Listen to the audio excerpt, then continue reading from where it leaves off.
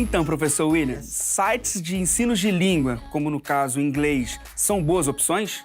Sim, claro. Existem vários sites, principalmente os sites gratuitos, né? E também existem aplicativos que podem ser baixados gratuitamente para o seu celular, que vão auxiliar a aprender língua, né? Gramática e vocabulário e não só para o Enem, para qualquer situação de comunicação em inglês. Em séries de TV, sitcoms, os alunos, os estudantes podem usá-las para se preparar para o Enem?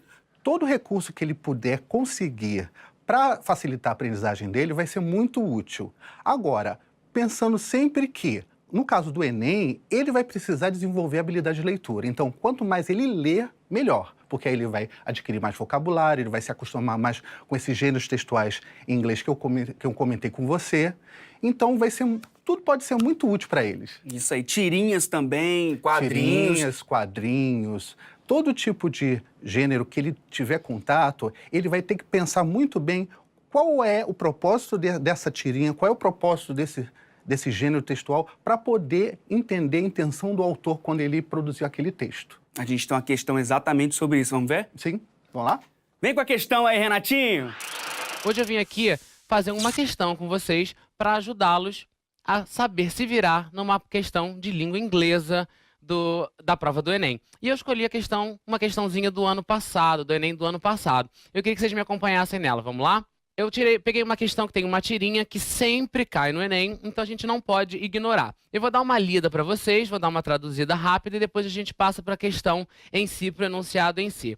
Então tenho duas mulheres conversando e uma vira para ela e diz assim: Well, here it is, the season that I hate. Bem, aqui está, a estação que eu odeio. Come on, Anne. The kids are in school, they are school, the leaves are turning.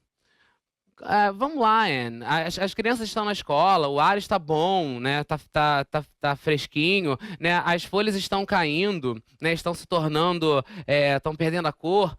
I'm not talking about autumn, dummy. Eu não estou falando sobre o outono, burrinha. I'm talking about football. Eu estou falando sobre futebol. Interessante que nós não podemos ignorar nenhuma informação dada para gente na nossa prova.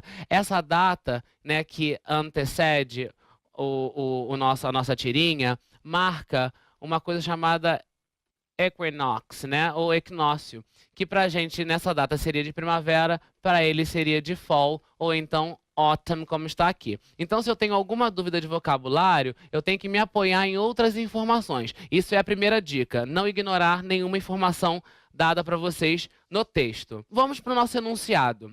Na tira da série For Better or For Worse, a comunicação entre as personagens fica comprometida em um determinado momento.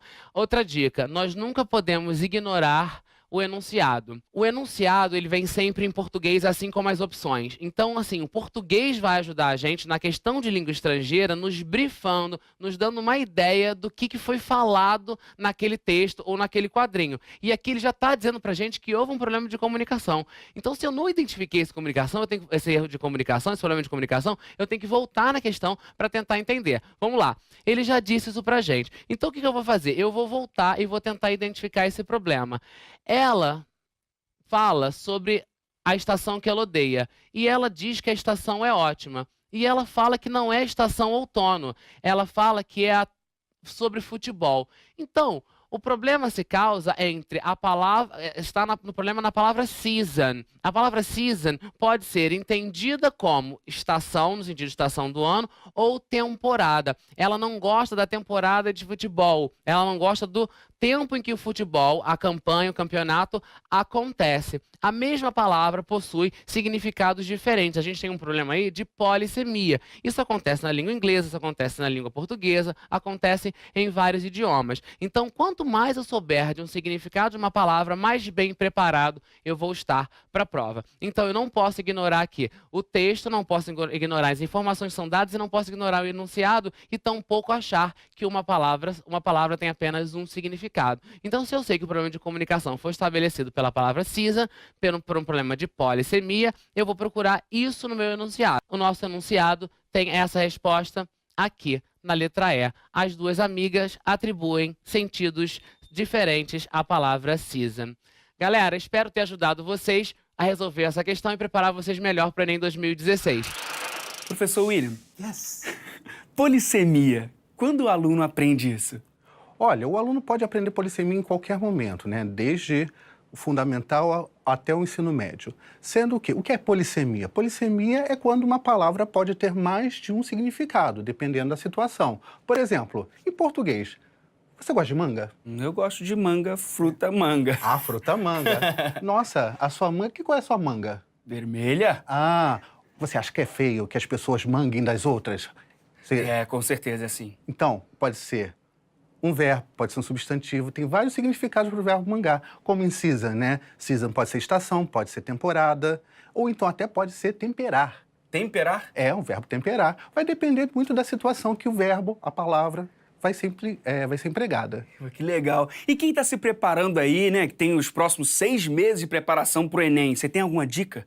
Leia muito mesmo, porque é necessário criar um hábito de leitura e também desenvolva estratégias de estudo. Muitas pessoas não sabem estudar, principalmente inglês, porque é necessário você pegar as palavras novas, colocar naquele seu caderninho, né? Colocar assim, categoria, tema, né? Colocar, essa aqui é a categoria dos substantivos, dos adjetivos, dos verbos, né? Ah, esse aqui é o vocabulário do sistema solar, esse é o vocabulário das frutas, esse é o vocabulário... E assim você vai o quê? Criando um hábito de estudo e começa a sistematizar o seu processo de aprendizagem. Agora, quem está se preparando também para o Ciências Sem Fronteiras? Olha, nesse caso, o Enem é um exame diferente, né? Porque é um exame de acesso aos cursos universitários aqui no Brasil. Lá fora, quando eles têm que estudar, eles precisam fazer outros exames. No caso, o TOEFL, que é um exame reconhecido internacionalmente, mas que exige um grau maior de proficiência, ou seja, um grau maior de conhecimento da língua, que ele não só vai precisar ler, mas também desenvolver outras habilidades, usar outras habilidades, falar, escrever, entender o que está sendo dito em várias situações.